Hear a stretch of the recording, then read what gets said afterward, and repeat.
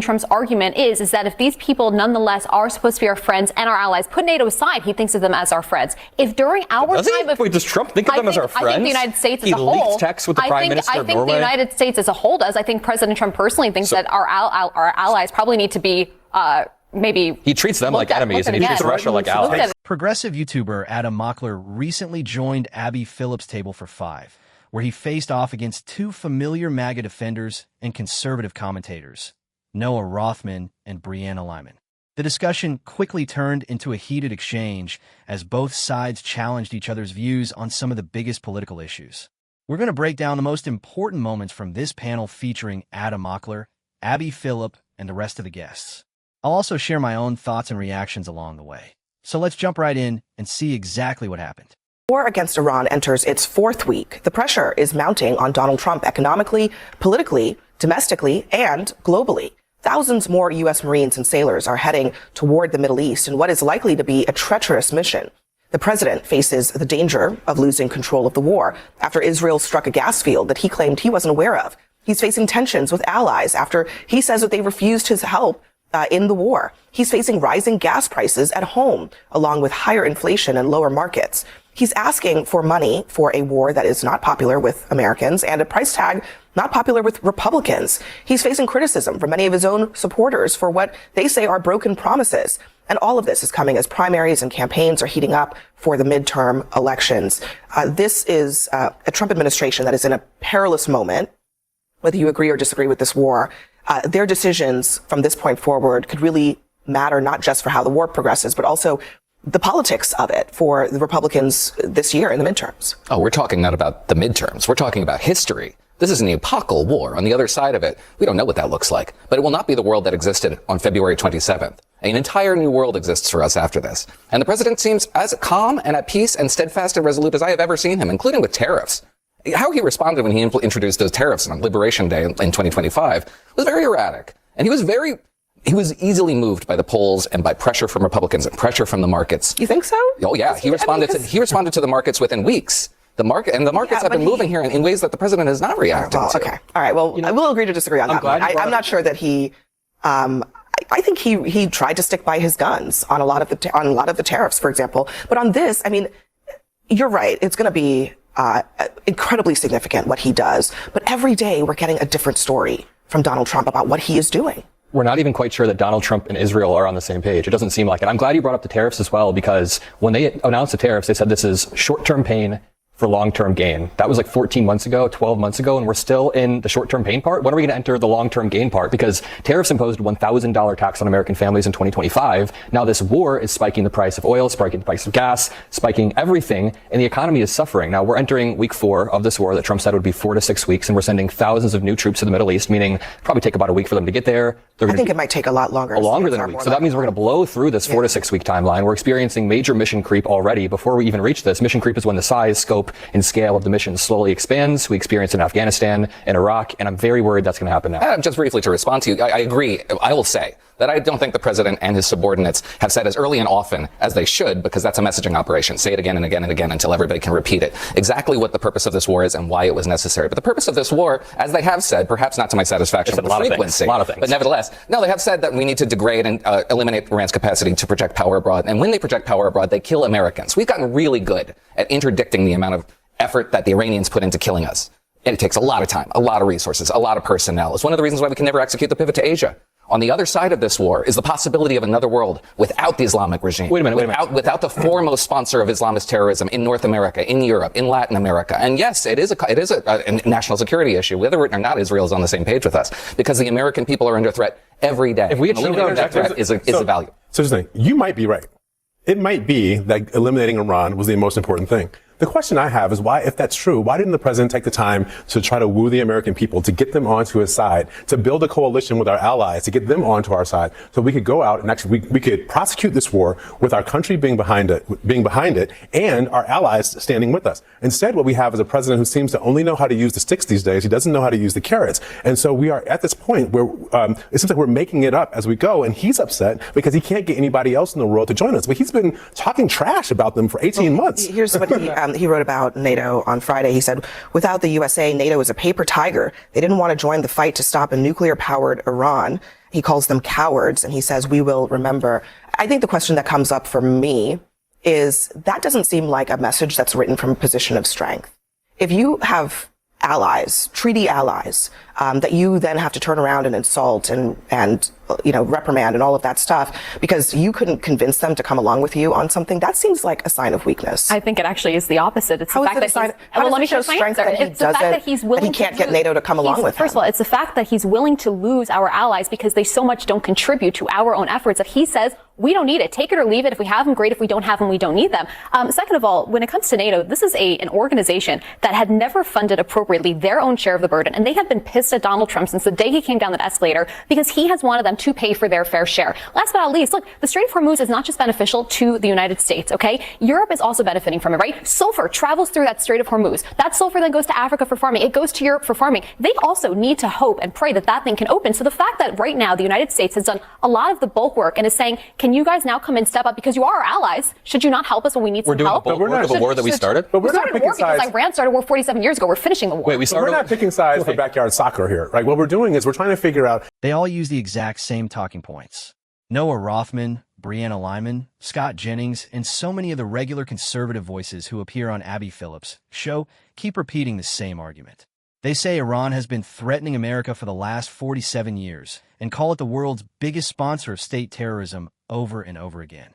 But I really wish someone on Abby Phillips' panel would ask a simple question. If Iran was truly such a serious and immediate threat, then why didn't Donald Trump take this kind of action back in 2016 when he became president and had 4 full years in office? If the danger was always this urgent, why wait until now? Of course, the response would probably be the usual distraction. They would bring up Biden, Obama, Clinton, or someone else instead of answering the actual question. That seems to be the pattern every single time. I rarely agree with Noah Rothman, but I do agree with one point he made when he said the world is different now than it was before Donald Trump started this war. The difference, however, is not something to celebrate. It is a much worse situation because Iran now has greater control over the Strait of Hormuz.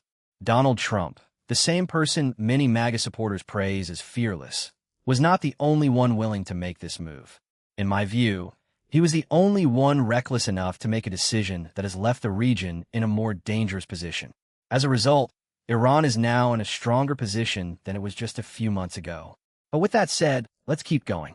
And that means you got to bring people along with you onto your side. And so the question is, why are they just now figuring this out? I don't. There is no answer to that question. Why didn't we spend the time that we spent? And those of us who are old enough to remember going into Iraq, right? Right.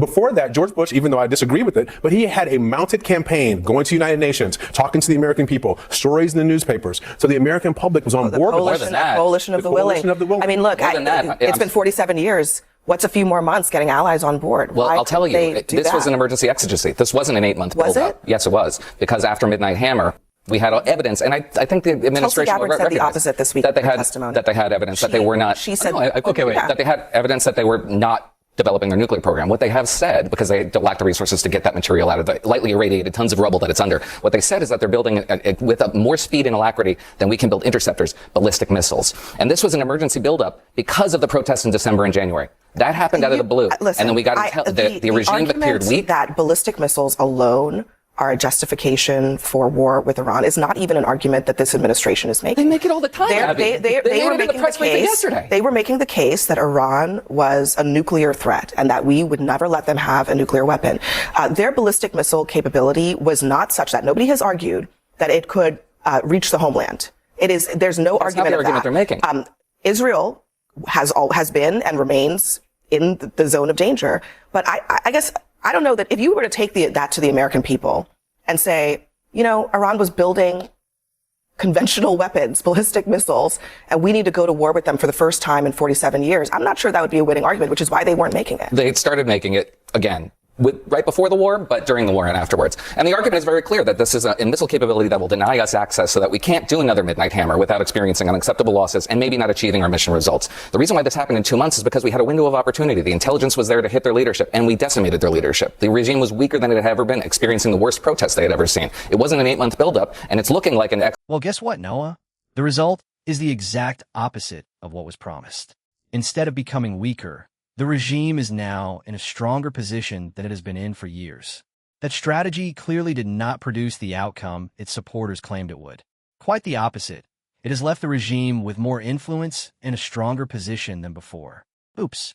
The contradictions here are endless. So in one breath, this is a 47-year war. It's been going on for 47 years. In the next breath, there was an imminent threat coming from Iran. And then the next breath, oh, we were just trying to defang their nuclear capabilities. And then one person will say, oh, we did defang the Iranian regime. But then Trump is now mobilizing thousands of more troops. So obviously this is going to be elongated and continue to happen. Here's a timeline regarding the Strait of Hormuz as I see it, because you guys were talking about it. Donald Trump claimed that he was going to assemble a group, a coalition, if you will, of powerful countries to escort ships through the Strait of Hormuz. He then realized, oh wait, the same international community that I have been antagonizing for the past 2 years isn't going to want to go on a suicide mission through the Strait of Hormuz, which at its most narrow navigable shipping lane is 2 miles right off the coast of Iran. They can just lob missiles over. So it's a suicide mission. He realizes, wait, they're not going to help me with that. And then the countries themselves say, we're not going to join a war we didn't even start. And then when I come on this panel, you guys are like, oh, these countries don't want to help us finish the job. They didn't start the job. They didn't start any of this. So why are they our allies?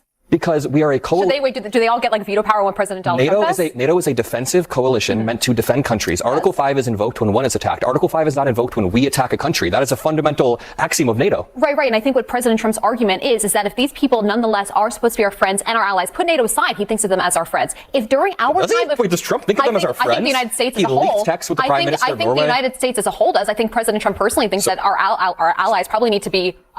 maybe he treats them like enemies and he treats Russia like allies. By force, if necessary. He threatened to take property from one of our allies. Part about it? None of our allies could do a damn thing about it if he actually took Greenland. But you know what? Here's the thing. This is a question. This is not a question of. I mean, if it were just a question of who's stronger and who's not, then yeah, what would be the point of alliances? But it is a question of leadership. And again, I mean, as we were talking earlier about the president's inability to actually develop a coalition for something that presumptively is in the global interest, that seems to me like the clearest sign of the weaknesses of their ability to convince not just us in the layman world, but these are other countries they can share intelligence with of the actual objectives of this conflict. Yeah, I actually don't begrudge any European power that's a little miffed at how they've been treated over the last year, especially since they've been hearing from the Pentagon NATO should be an in-theater operation. Right. The alliance should be acting in Europe's interest and only in Europe, and then all of a sudden the administration comes around and says, hey, why don't you help us go to the Middle East in West again. Asia? At the same time, however, we need their ships as escorts, not to conduct combat operations, to just be there. We have an ally that in this fight, which is the most capable, it's the most capable combat operation. It's not a suicide mission. We gotta leave it. Adam Mockler makes a strong point in his response to Breanna Lyman. He argues that Donald Trump often treats America's closest allies more like opponents than trusted partners. Now, to Breanna Lyman's point, if you have a friend who keeps making the same bad decisions over and over again, there comes a time when you stop automatically backing them up. Think about someone who starts a fight every single time you go out together. Maybe you support them once or twice because they're your friend, but eventually you would say, you need to get yourself under control because I'm not going to keep getting dragged into your problems. That's the comparison being made here. For decades, the United States has been involved in one military conflict after another across the Middle East, with many of those wars costing countless lives and enormous amounts of money. Critics argue that these interventions have repeatedly ended in failure rather than success. From that perspective, they question whether allies should always feel obligated to support every military decision Washington makes. Adam Mockler's broader point is that true allies should be able to disagree when they believe a decision is harmful instead of offering unconditional support. He also argues that Donald Trump has often had a difficult relationship with many longtime Democratic allies, while appearing far more comfortable praising authoritarian leaders and governments. Whether people agree with that view or not, it remains a major part of the debate. Supporters of Trump's foreign policy see his approach as strength, while critics believe it has damaged relationships with allies and created greater instability around the world. In this case, critics argue that the conflict has hurt the global economy and, instead of weakening Iran as promised, has left the country in a stronger position than before. That is why they believe the strategy has ultimately produced the opposite of its intended result. Now I want to hear your opinion. What did you think about the points Adam Mockler and Jamal Bowman made during Abby Phillips' panel discussion? Do you agree with their arguments? Or do you think Noah Rothman and Breanna Lyman made the stronger case? Share your thoughts in the comments below. And if you enjoyed this breakdown, don't forget to leave a like and subscribe for more videos.